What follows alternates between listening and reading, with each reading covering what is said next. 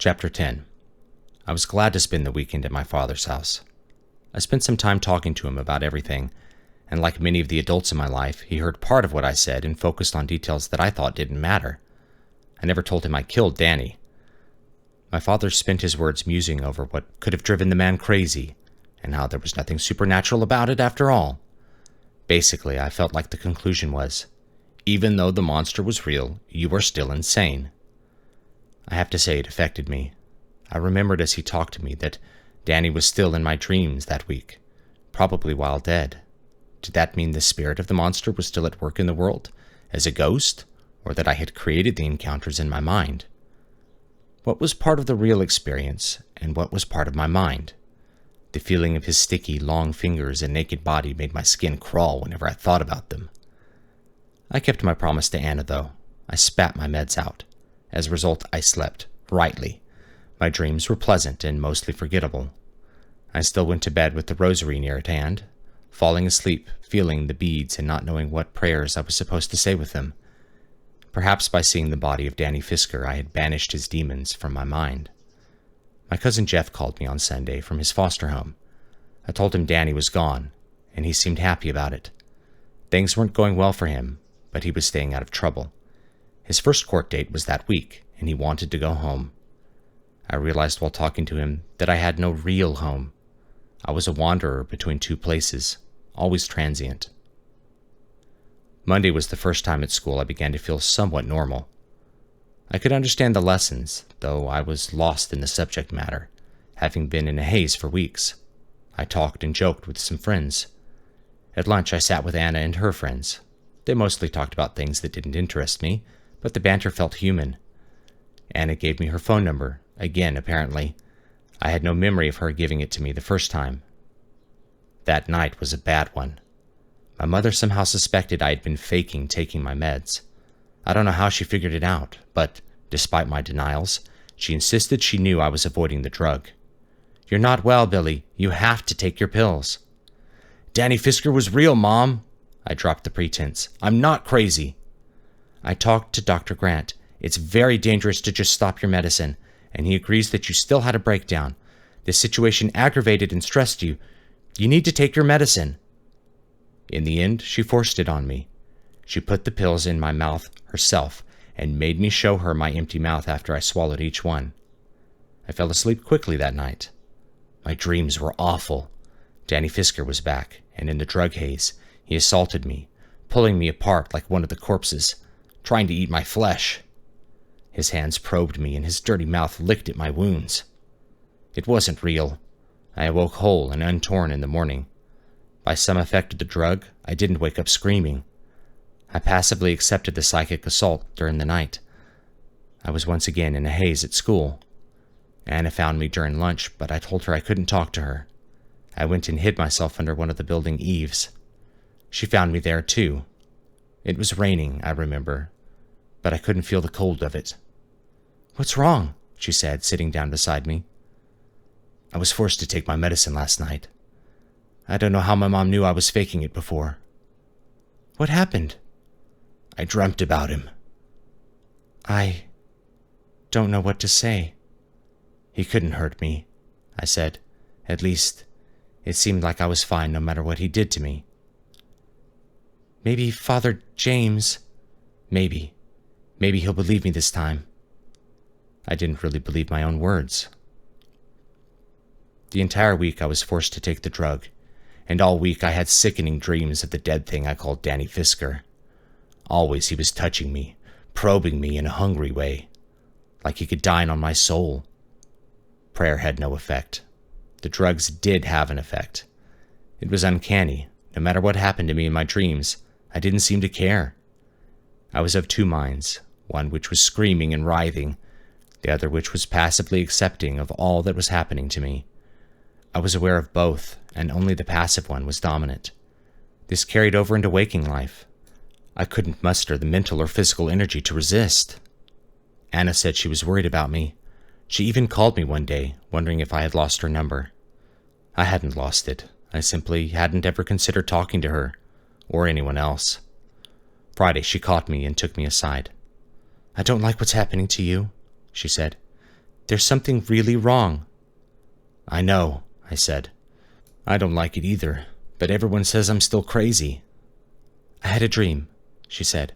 "Can I tell it to you, please?" I didn't respond. She continued anyway. "I was in a desert, and there was an old man in a cave. He had a light around him. It took a long time to reach him. When I got close, I realized he was Saint Anthony." "Who was that?" I said. "He's a saint. He was tortured by demons.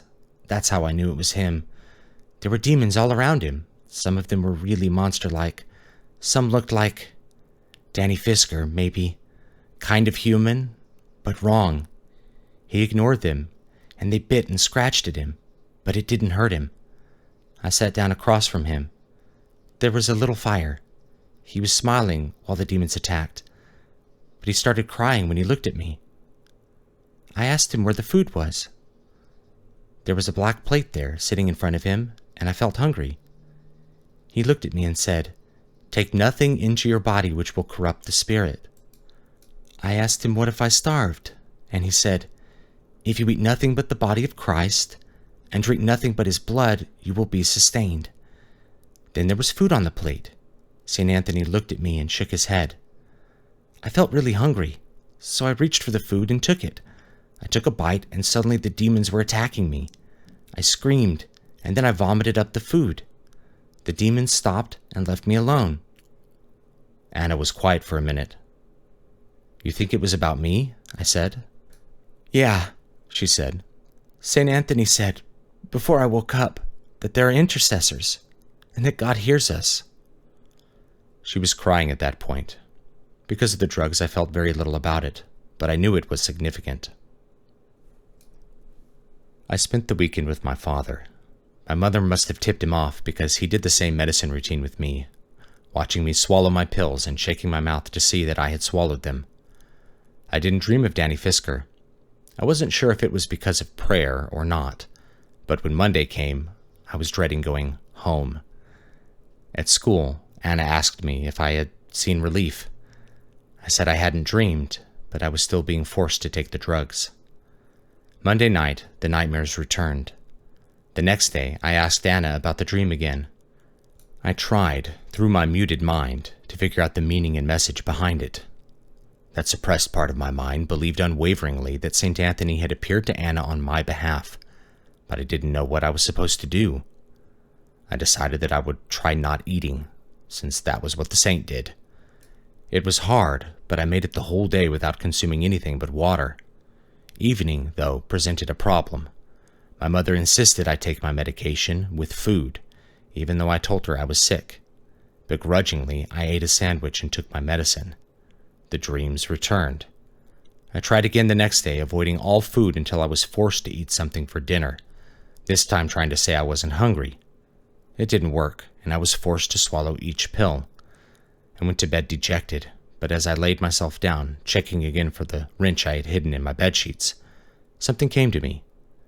For a few minutes, my mind was clear, truly clear, not just free from the drug, but also the paralyzing fear that had dominated my sleep cycle. I thought I could see what Anna had described and my mind had been focused on that week. St. Anthony. I could almost imagine his face, bearded and white and drawn thin. Anna threw up the food and the demons stopped.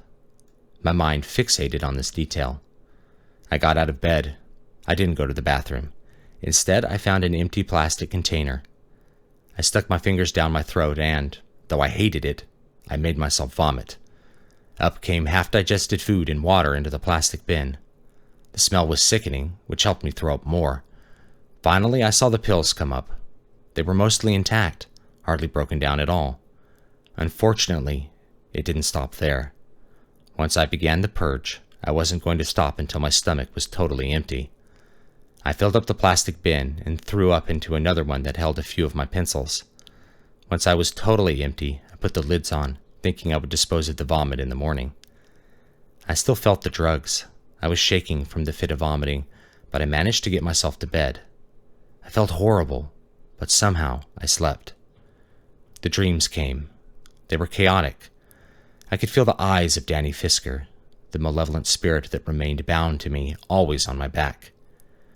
I was walking down hallways, and I could see his strange shadow cast out in front of me, but I could never turn to look at him. I dreamt I was back in the morgue, and he was staring at me from the darkness of his hidden lair. I began to drift into wakefulness. I was in my room, and it was dark, except for the light that had leaked in through my blinds from a distant street lamp. I could see Danny Fisker. He was on top of me, his dark eyes wide with hunger. I could feel his long fingers touching my bare skin, trying to pull it open to reach the meat within. His mouth was gaping, and his breath was foul. I was paralyzed, my body still stuck in sleep while my mind was desperate for motion. My paralysis broke suddenly, and I found I could move my hands. I reached into the folds of my sheets, underneath one of my pillows, and grabbed the wrench. Danny didn't notice. His face moved closer to mine. Was he real? Had he never died at all? He inched closer, and I could hear his breath, then feel it tickling my cheek. I smashed the pipe wrench into his face. His hulking, naked body fell on my legs, pinning me. He started to writhe, his arms reaching up to my throat, fingernails digging into my skin. I struck the monster again in the head. His grip tightened. I hit him again. He was trying to roll away now, his fingers dragging painfully off the skin of my neck. "God help me!" I cried aloud.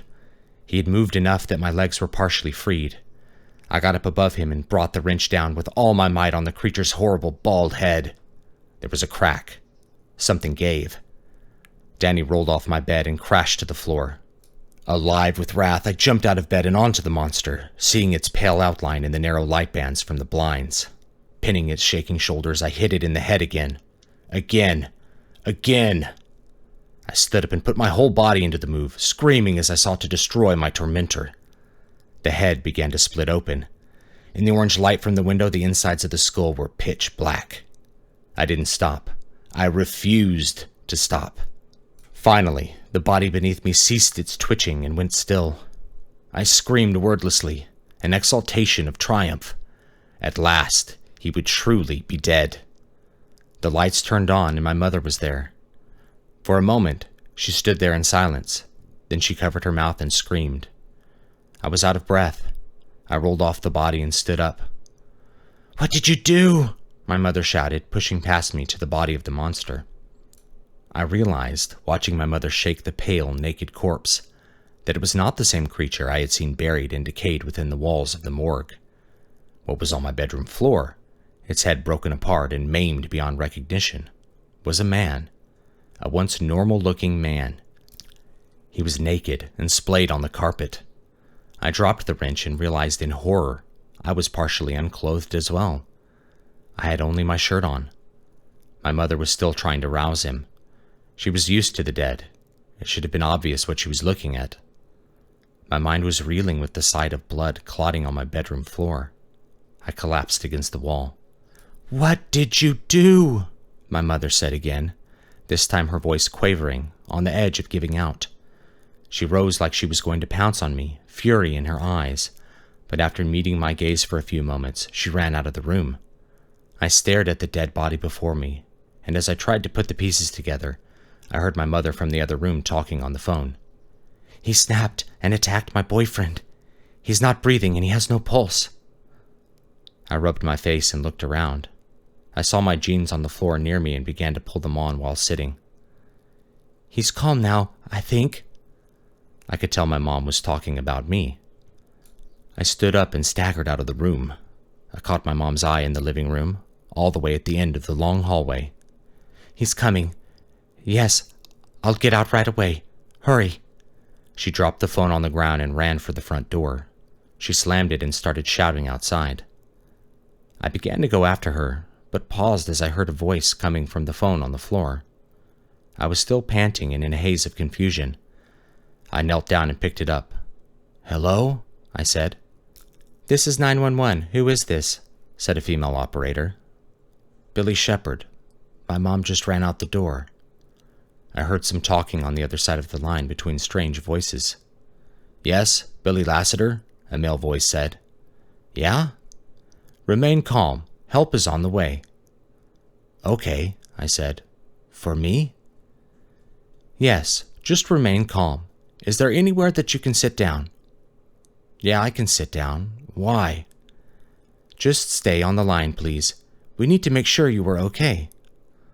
I couldn't say I was fine. "I'm right here." "What do you need me to do?" "My mom ran out the door. Should I go get her?" "No, remain where you are. How are you feeling?" "Not good," I said. I didn't want to talk about what was sitting in my bedroom. "Are you armed?" "No." My mind was starting to return to some sense of equilibrium. I was beginning to piece together what the operator was doing. "We have some people heading your way. Just relax and stay calm." "I'll wait in the living room," I said. "I'm unarmed. I'm going to open the door so that the police can see me." I put the phone down and opened the front door. I couldn't see my mother outside, but I could hear voices. I returned to the phone. "I'm going to sit down." The operator continued trying to talk to me, but once I realized what was happening, I kept quiet. A few minutes later, the police rushed up to the door. Their hands were resting on their guns. They paused as they saw me. "Don't make any sudden moves," one of them said. I held my empty hands up. The front one stepped in and pushed me to my feet. He cuffed my hands behind my back and pushed me forcefully out of the door. Other police were already moving past me into the house, heading for the back. An ambulance was out front, and 2 paramedics were waiting by a gurney, cracking knuckles through white latex gloves. I saw my mom standing with a policeman. She was crying and had a look of horror and confusion on her face. I said nothing as I was pushed into the back of the car and was driven off. She refused to look at me.